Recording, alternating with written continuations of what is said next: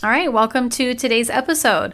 In today's episode, we are going to be talking about money, the green stuff, cold hard cash, and today I have a very special guest with me. It's my dear friend, Jamie Casey. She agreed to come on and share her journey about getting her finances in check. Oh, no pun intended. Before we listen in on our conversation, I kind of just want to set up where we're at. And when I say we, like me and Dustin and our family, just kind of where we're at and share our story with finances. So here we go. Welcome to the Beautifully Intentional podcast, where I share stories to encourage you to live a more intentional life. Whether it's in your motherhood journey, your friendships, your 9-to-5 job, or pursuing just radical dreams. I believe that sometimes we can just get stuck in the mundane craziness of life, and all it takes is one encouraging word to give us hope to live for something greater. I share stories of living intentional through the simple things like self-care, clean spaces, parenthood, and going after your dreams. My hope is that at the end of every episode, there's a fire set deep within your soul that says, I can do this.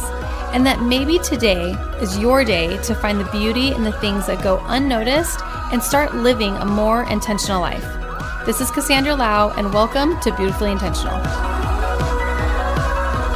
So I've given my life the last few years to getting real intentional with like one area at a time. I didn't just wake up one day and decide, hey, I'm going to get like super intentional with every single area in my life right now. Boom, done. No, that's not how it happened. It was like one area of my life at a time. Sometimes that area was just my thoughts. Sometimes that area was getting rid of clutter or my health or my relationships, you name it. And I still have a lot of areas that I want to get in check with, like how I use my phone. Like I want to tackle that beast, like just that beast of needing my phone all the time because of business, connection, communication, you name it. I don't like how often I quote unquote need it. And so that's something that I do want to get intentional about. But anyways, this episode isn't about that. This episode is about money. So I used to believe that I was really good at money. Like I worked at Bank of America straight out of high school. I was doing home loan applications, personal banking. I had amazing credit, you name it. I was good with money. I started earning money from work since I was 8 years old. I paid for all of my clothes from 7th grade until now. Literally paid for all of my clothes, shoes, accessories, makeup, you name it. I always paid for it all myself. I always paid all of my own car insurance, gas, car repairs, my whole life. So I felt like I was really good at money. I never put myself in debt to do any of those things. It was just I saved up my allowance, or I saved up babysitting money, or I saved up stuff that I made and sold. And then I got married, and then I had kids. And now we're a family of 5 with 5 different needs and wants and necessities. And honestly, wrapping my brain around how to budget all of these people makes my brain explode. So when me and Dustin first got married, we both had decent jobs. We made decent money. We had a financial advisor who taught us how to budget, how to like save for retirement, the whole deal. And then shortly after that, I lost my job. And then we were on one income for a year while I finished school, and it wasn't a very high income. And then I got pregnant.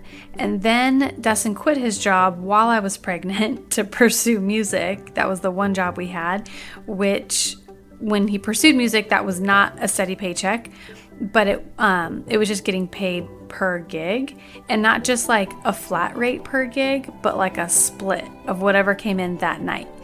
If you haven't heard that full story, that's in episode 3 called Chasing Dreams. So here we are 11 years later, being self-employed for 11 years. We have not had a steady paycheck to rely on, so our finances are all over the place. Like I will say that where we're at now is that every need is always met every single month, hands down. But we have goals. Like we still have debt to pay off. That's like old debt. We still need to build a savings. We still need to build a retirement. Like there's all kinds of stuff. All the debt that we do have is old, so it's not like we use credit cards now, but we just still have that old debt to tackle. I still have student loans from when I went to hair school 10 years ago. You know what I mean? So, and we just still have a savings we want to build. And I'm being honest about all of this because when I asked on my Instagram if my followers would want to see more of like our financial journey or how we can save money or just all of that, so many people reached out and said, yes, they need help in this area. And so do we. So seems like we're all on the same page together. And it seems that like no matter how much we bring in, we never have extra to put away or to tackle our debt. So like being the problem solver that I am, I look at our situation and I know two things. Number one, we are not unique. Like there are so many people that are self-employed and don't struggle. And there's plenty of people who have steady paychecks and still struggle. So I know that the way that our income is coming in isn't the problem. And number two, if it doesn't matter how much we bring in, we still don't have extra, then that tells me that we are the problem, not our income.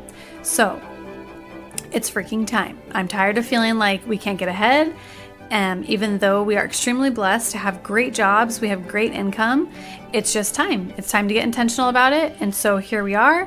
I'm educating myself. I'm figuring out what our spending habits are. I'm doing my homework. And so it's kind of a conversation that me and Dustin have been talking about for a while about like getting intentional about our finances. What would that look like for us? Some things that we would need to cut out. It's still overwhelming to me because I still don't have all the answers. And one day I was just scrolling on Instagram and I came across a post from my friend Jamie, just a quick story. It's up there for 24 hours. You know how it works. One single post. And this is the power of your posts right here. Like we have the power of posting things that can either encourage or inspire or make someone laugh or bring joy or to tear people down and to make people feel bad. You know what I mean? So like this is the power of our post right here. So she posted this one post and it was just a picture of this workbook and some cash envelopes and it just a caption of like, you know, for the first time in my life, I've been able to get on top of finances, something along those lines. And like the way that she worded it and the way that she kind of just explained in her story how this one program that she found literally changed the way that she viewed finances, the way she viewed her finances, and how she was able to just get on top of the overwhelm of it and start like a new pattern. And she was actually seeing a savings build. She was seeing debt paid off. She was seeing so many financial benefits, and there was just something in me. I was like, I need to know her secret. Like, I need to know what it is that she's doing. So I immediately started following the person that she had tagged in that program. And then I just wanted to sit down with Jamie and just kind of dissect where she's at, what shifted in her mind, what encouragement she has, what program she's using, how she finds it beneficial, and things like that. So listen into our conversation, and I hope that you too, if you're struggling with finances, that this is something that will inspire you to take control and get intentional. And yeah, so listen in. Just for the people listening who don't know you, do you want to introduce yourself, kind of tell us a little bit about yourself, what you do, your family life, things like that? Yeah. Well, my name is Jamie, and formerly Riley. I got married 3 years ago to Jeff Casey, so my name's Jamie Casey. And I have 3 kids, ages 18, 13, and 11, which is insane. Isn't that wild? They have an 18-year-old? It's fast, I know. He just turned 18 on the 11th. So, and he's going to be going to the Marine Corps. So lots of changes this year. And I am the manager of a fitness facility in Yucaipa called Revolution Fitness. And we've been open for about 5 years. And I still don't know really what I want to be when I grow up. Sure. I'm still kind of like wading through that part of my life and my personality. So I'm just playing it by ear, and I've got goals. And I was listening to your Habits podcast, and I was really inspired because I'm also on that kick right now. Huge on the kick of habits, and finances just happens to be one major habit that I am trying to recreate in my life. So and that's actually why I wanted you on here, is because just when I saw your post, it's like I've seen a million people post on finances or like on what they're doing, But it was like in that day that you had just posted, like, okay, I'm like taking charge. This is working. This is helping. It was like at a time where I'm like, I need help. Yeah. So it was actually like really helpful for me to even see that. And that's what like gave me the idea to like, let's just sit down and talk about it. Like, how were finances for you, like growing up? What were your family finances like? Like as a kid, were your parents like, how were they with money? Did they like teach you how to like spend money? Like what were finances like growing up? Finances. Sorry. That's okay. Finances were really not spoken of. Like a lot of things when I was growing up. Yeah.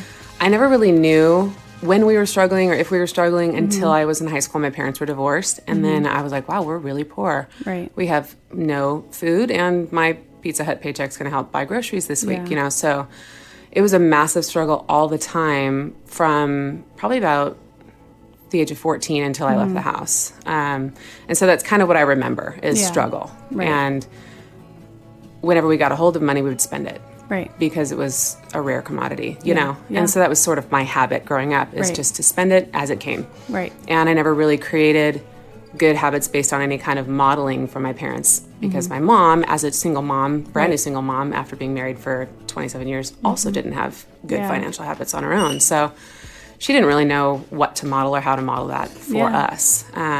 So we just kind of had to figure things out on our own, you know, once we left the home. Right. So, yeah.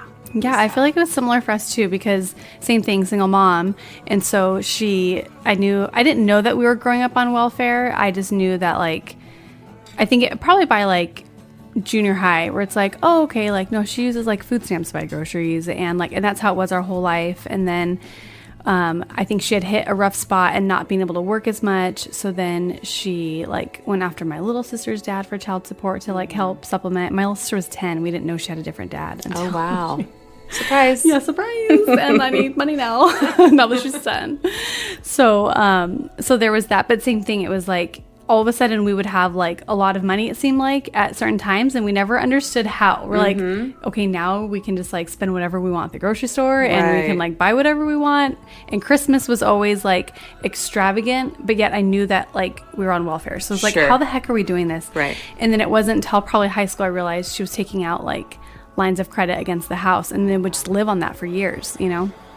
And so same thing. It was like, it wasn't something that was taught. It's not taught in school. So it's like I got thrown into the bank. I worked at B of A right out of high school. So I learned about like credit, but like, I mean, nobody, even at the bank, I mean, they don't teach you how to budget. No. So it's like, how the heck? We learned the hard way about credit. Right. At 19, you know, my first husband, Jason, and I, we were like, we can get credit cards. Right. We can like buy things without having to pay for it just yet. So we did. And we maxed out several credit cards. Right. Lived off of them, you know, for several years and then got ourselves into a deep, really bad credit hole, you know? Yeah. So I think coming out of that, I was like, wow, you know, you get to start over. And if you get to start over, you're going to do things right the second time around. So yeah, same for us. We learned the hard way because we put our whole wedding on a credit card. Yeah, for sure. His parents were super gracious and they're like, we don't have money to give. Obviously, my mom didn't have money to give. So they were like, if you put on a credit card, then we'll help make the payments. And that worked until like his parents ran into financial stuff and it was like, oh, we can't make the payments anymore. We're like, cool, our whole wedding is on a credit card. Great. So 13 years later, we may or may not still be paying on that freaking wedding. I totally get it. From a decade ago. But yeah, so. It's a downward spiral debt. Yeah, no, seriously. So then like, since it wasn't taught as a kid and then like first marriage, okay, you get yourself in debt. Like, how did it transition? Like, at what point did you feel like, okay, now like we need to fix something? Was there something like, what were you going through that you felt like you needed to fix it? I feel like for the past probably 6 years, I've been on sort of a self-discovery journey and a self-improvement journey where I'm like, okay, this part of my life is, you know, a place that I can work on. So I'm going to start moving towards an improvement in that area, this part of my life, and so forth. And so as a whole, as I started to want to become a better person in every arena, I stumbled across this little portion called irresponsibility. Yeah. And not realizing that it affects every single person in my life, my kids included. Right. So it was really a lot of it. So I stumbled upon that portion of my character and realized, okay, this also needs some improvement and some work, But at the same time, coming into a year that is so transitional, my son is graduating high school, also going to the Marine Corps. My daughter is going into high school, and my littlest baby is going into junior high. I'm like, I only have so much time left with these kids to create memories and to implement some knowledge, you know, into their little brains about finances and about trying to set themselves up in a good way monetarily later on in life, you know, with something that I was never given. So it kind of all hit me at once. I'm like, I have X amount of time to do some real serious work, you know? Yeah. And so I just kind of started scrolling and sort of looking through my own finances and, you know, looking up some books. And then I actually came across a friend of mine, Haley Rush, I was talking to her, having a conversation about, you know, my goals and what I wanted to do with finances. And she's like, hey, I have a book for you. Sad that I don't remember the name of the book. Sure. It's a teeny little book, and I'll come back to you on that one. But sure. But I started to read it. It was something about how the 4 laws of financial success or something like that. And it's a small book, and I really only read like one chapter, but it was enough to spark like a massive change. And it gave me some empowerment to like, hey, you can also change this part of your life. Just because you're terrible at finances doesn't mean you will always be terrible. You have a choice, and you can move away from that one step at a time. So that kind of sparked me. And then I saw on Instagram, of course, the Budget Mom. And I don't follow her entire regimen. I didn't read her entire book. I just saw literally one post, and I was like, I can do that. Right. So it just started with one little post and a friend of mine who was also doing her system. And I just decided to buckle down and to just make it happen. You know, when something clicks inside your brain, you're like, I'm doing this. Right. That's kind of what was my aha moment, where I'm like, I have X amount of time.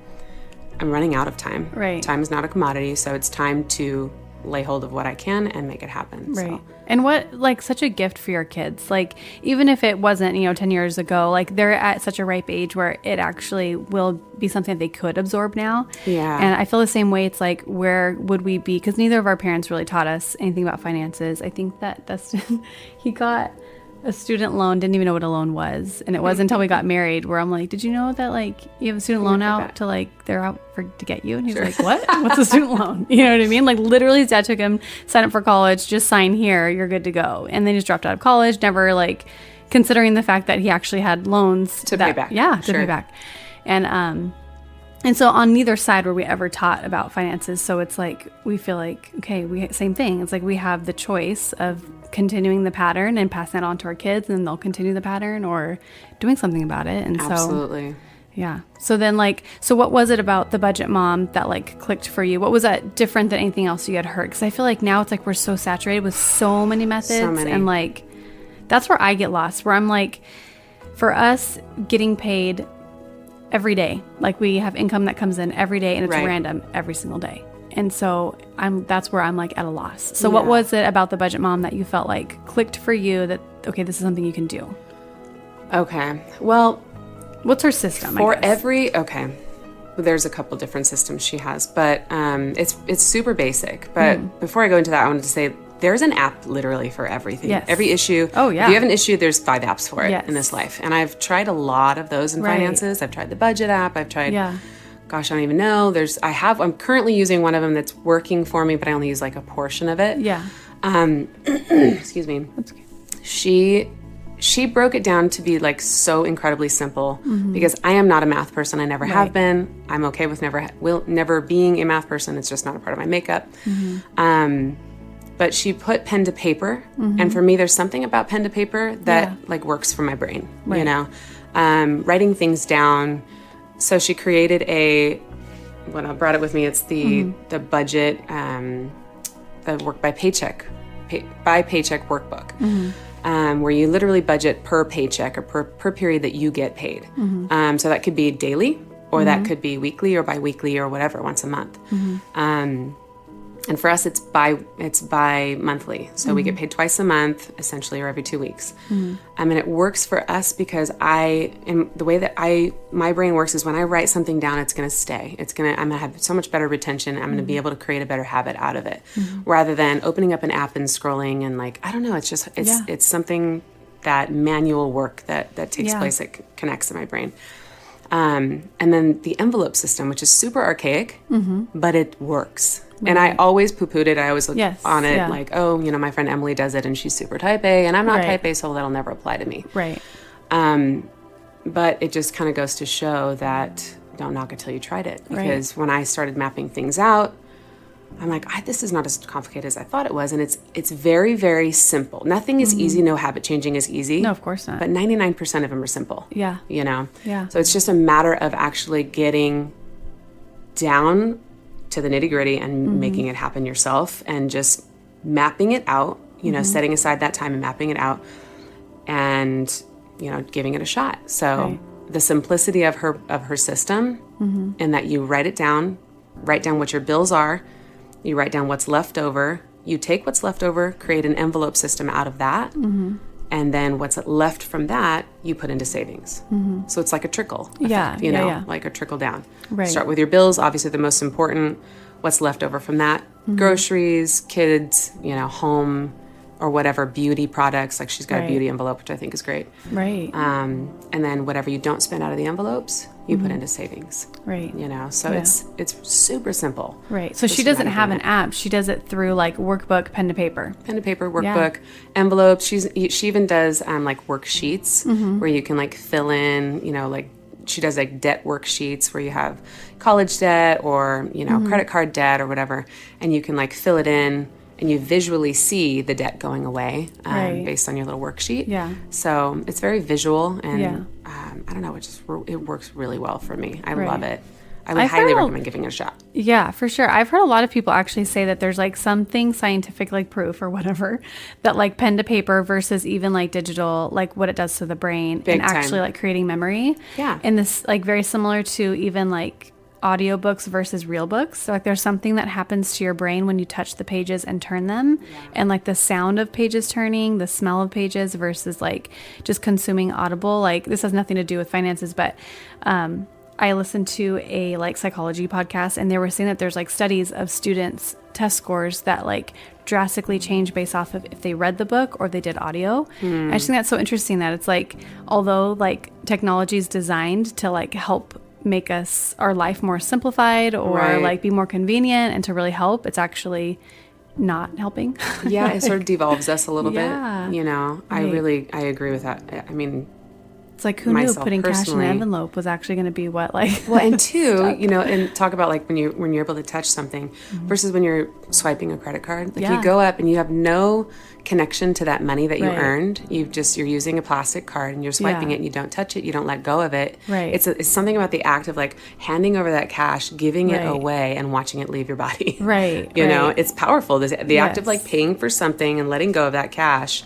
Right. You're like, wow, and you feel the cost of it, you know, versus when you're swiping a credit card, you're like, okay, goodbye, here's a signed receipt. Yes. And you don't feel it until you look at your bank account. You're like, oh dang. Right. That money's gone, you know. Yeah. But you have cash to spend.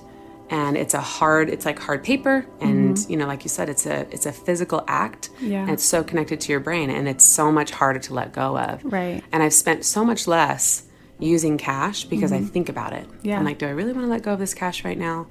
Whereas if I were to have a card, you don't think twice about it. You know? Yeah. I remember working at B of A and people would come in like in a rage, like, you gave me all these NSF fees and you stole my money. And I'm like, I personally didn't steal your money. And they're like, well, your bank stole my money. And I'm like, okay, let's just check your bank account. Let's see where the theft is, you know? Right. I'm like, did you slide it here? Did you slide it here? Did you slide it here? And every single time, I mean, it's very, very few times was it actual like fraud on their account. It was 99.9. Was that like 1,000%? Seriously. Chance it was really them and like even just the look of horror on their face of like the self-awareness of like I did not even realize that I was the one. And they would have to like collect all their stuff, like have a nice day, like do the walk of shame, you know, because like coming in there in a rage. But there's such a disconnect. Yeah. So it's kind of it's bridging that gap between, you know, your hard-earned money and letting it go. So that's been super helpful. Just that in of itself. There's so many aspects of the changes that we've made that have, you know, played into helping us. But that key element right there, even for my husband, I'm like, here's your money. Right. Here's your cash. And he comes back with money. Right. Whereas when we have an allowance in our account, it's gone in like 3 days, you know? Yeah. So it's been really cool. Right. So then was he on board from the beginning, or how was that like for you guys? Yeah, he was huge on board because I don't know, I'm kind of bullheaded where I'm like, I plow through. Sometimes I'm like, this is what we're doing. Yeah. So get on or get out. Yeah. So thankfully he's kind enough to allow me to do things like that. Sure, yeah. And my kids just kind of hold on to my coattails. Right. So he's like, okay, babe, sure, that sounds great. And I mean, I do tell him, like, we're going to be able to do this. We're going to be able to do that. And we do have similar goals. So in order to, he didn't have a plan. So he's like, well, if somebody has a plan, then let's go for it. You know? So he was definitely, and still is on board. Sometimes he's like, man, right. You know, why can't we do this? And I'm like, trust me, just trust me. Yes. It's going to be so worth it in the end. Right. Right. I think that's like a lot of people's struggle is just not having whoever else also spends money on the same page. And that can make it so hard. That I can't even imagine. Right. So I'm really grateful to have his support with that. Yeah. So I wouldn't even know how to speak to that. Right. You know, at this point, I would just say, try to, you know, create your own little budget system with what you can. Yeah. You know, and they're going to do what they want to do. Right. You know, when their money's gone, their money's gone. Their money's gone. Yeah. Bye. Sorry. Right. So then with her workbook, so this is where I feel like we've always like struggled is because we get paid every day and then like random bills are due at random times. I feel like most budgeting things, it's like for the month. And I'm like, well, what about like come the first, if I've spent my money like on those other things come the first, if the money's not there, like how do you ever like catch up? Like how does her system work to where you feel like it like, I don't know if that makes sense. My question even makes sense. It's so tough if you're getting paid like randomly and you're not even sure when you're getting paid. Yeah.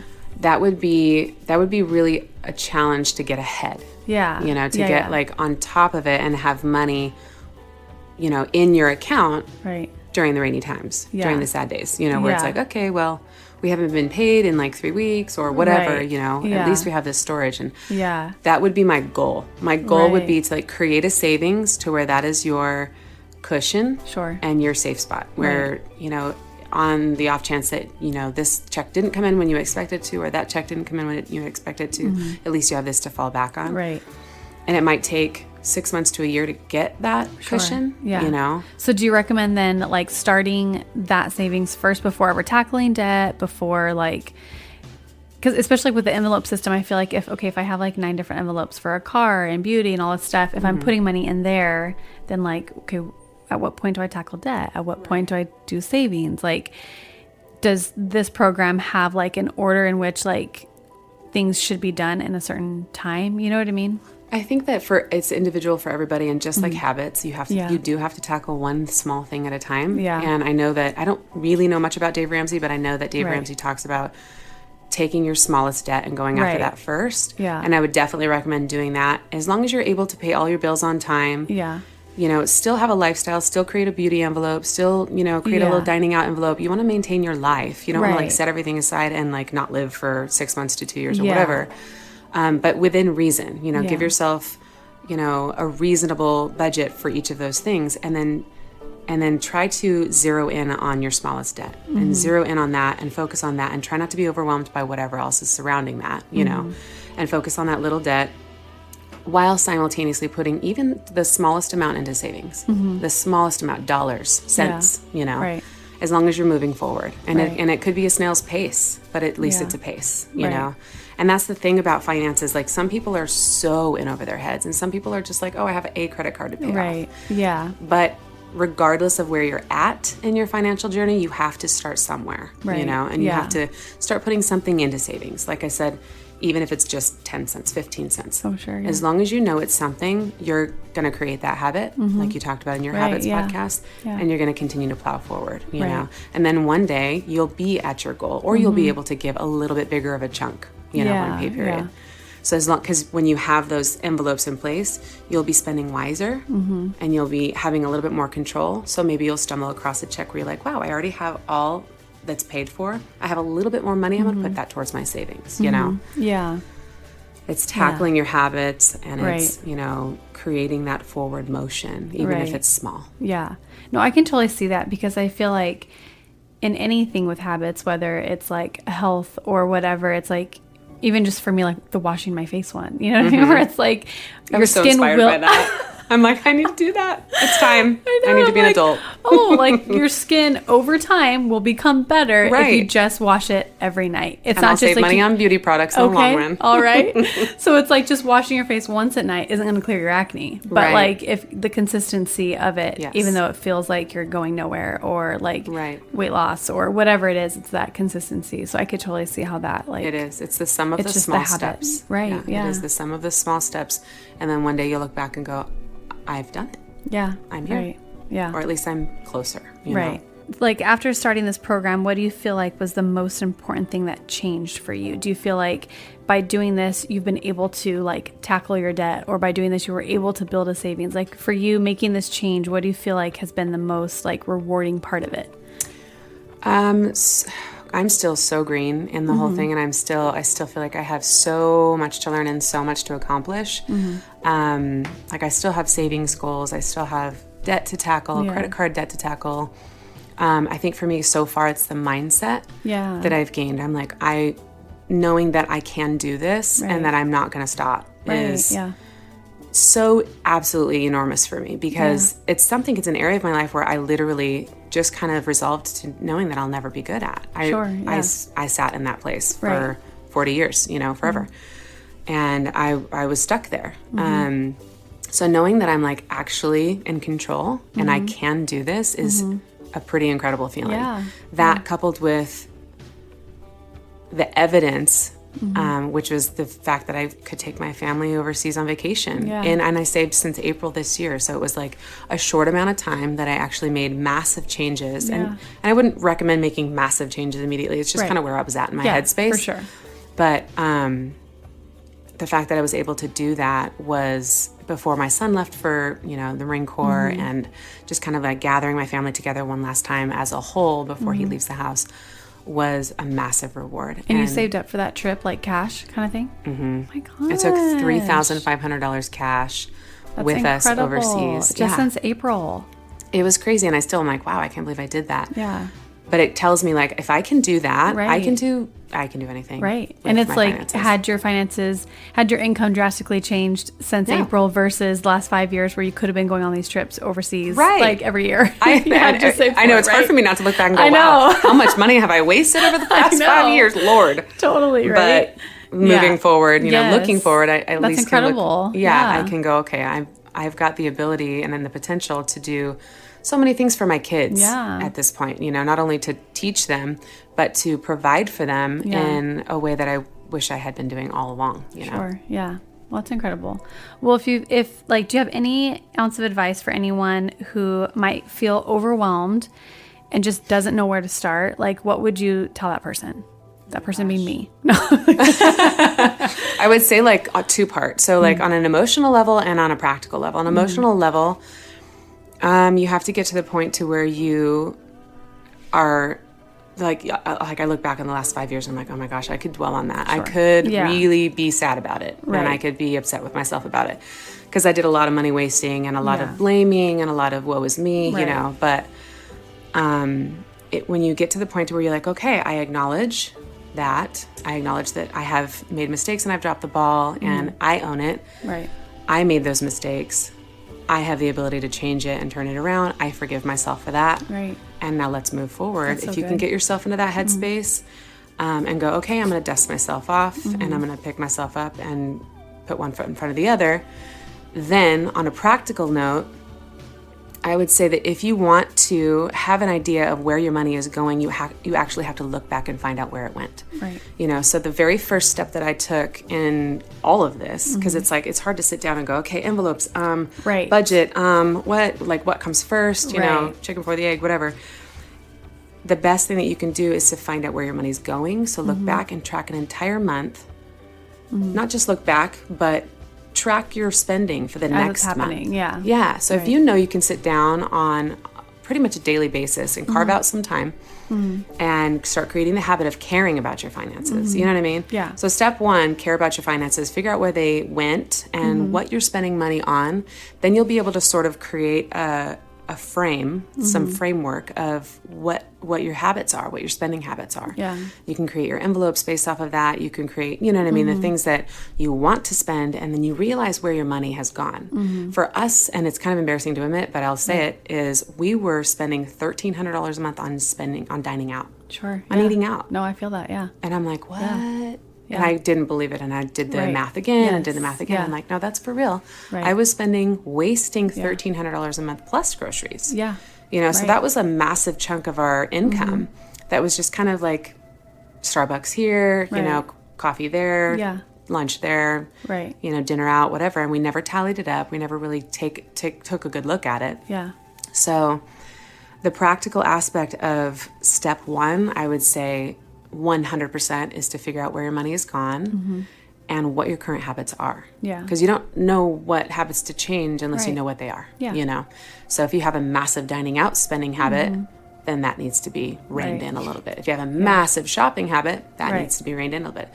Massive spending on beauty products or whatever it is, you know, rein it in and feel it and feel out what is actually practical in those areas. Okay, what's practical? We still have a dining out budget. And it's, you know, somewhere between $300 to $500 a month, you know, depending on what's happening. I take into consideration birthdays and, you know, events and so forth. So take your life in consideration, but figure out what's practical for you, you know, and then you'll free up all of this money, you know, and then you'll find that it's actually doable. Yeah. You know, you're like, I don't have to, when you're more conscious about your spending, I don't have to spend, you know, $12 at Starbucks today. I don't need it. I don't want it that much. Actually, I'd rather take that $12 and put it in my sinking fund or in my, you know, vacation fund or whatever. Yeah. So. Yeah. Well, that's really good. I think that's super helpful. And I feel like, at least for myself, I feel like, okay, we can do this, right? If Jamie can do it, we can do it. 100%. So I guarantee if I can do it, I promise you can do it. Oh, great. And then if I can do it, then surely anybody else can. I promise. It's insane, like how empowering just taking that one step forward was and writing down. And as soon as I got that habit in place, I'm like, okay, it was about 5 minutes a day. No big deal. Just opening up my Chase app. Yeah. And looking at what we spent that day, you know, and based so is it off something of that. you sit down and track every day? Yeah. That's good. At least I did. Yeah. And now I know where my spending went. Right. And now I sit down for about 45 minutes to an hour a couple days before our pay period and I work out our budget. Okay. Yeah. You know? Yeah. And so it changes. Initially, you're going to put a little bit more footwork in. Yeah. You know, you're going to like anything. Yeah. Yeah. So you're going to have to carve out that time initially, but then, you know, then you'll know how serious you are about it. Yeah. And you'll be able to gauge like, I'm going to be able to do this and you will be able to do it. Yeah. Okay, good. Well, thank you so much for doing this problem. for just being honest and opening your heart. I feel like you have so much wisdom. And even if you're like in the beginning part of your journey, I feel like you at least have enough to inspire somebody to start. So yeah, thank you. I'm super grateful for the people that, you know, that I was inspired by, and that sometimes that is all it takes, one post. Yeah. Like one Isn't post. that crazy? Yeah. I think that about like, because that's all it took for me to even talk to you about this or to even find her program. Because I started following her on Instagram too. And so to even find it was like just that one post and like how irrelevant you may have felt that was in that moment. For sure. And it's like, it's the same reason why I'll take a dumb selfie before going to the gym, because the amount of people that will say like, oh my gosh, like you've inspired me. Okay, I got up this morning and I went to the gym. And it's like, oh my gosh, just because I took a dumb selfie before I left for the gym. You know what I mean? Like, I don't take it just like for the fun of it. It's like because somebody out there needs to see that if you can do it, I can too. Yep.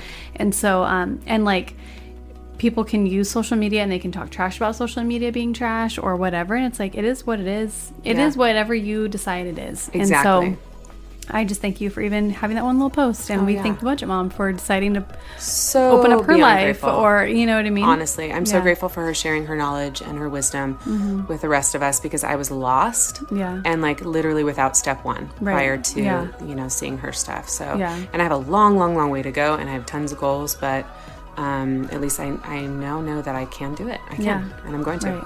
Yeah. So thanks for having me. I love you. Thank you so much for listening to today's episode. I hope that you found this episode inspiring or encouraging and just life-giving. And as always, I appreciate any and all positive feedback, keynote positive feedback. So tag me, message me, go on iTunes and leave a review, rate, subscribe, because that's how podcasts stay alive. And I didn't even mean to rhyme there, so that works. So yeah, you can find me on Instagram at Beautifully Intentional, and that's where I hang out. That's where you can kind of see me in my own personal life. And yeah, so thank you so much for listening in. Until next time.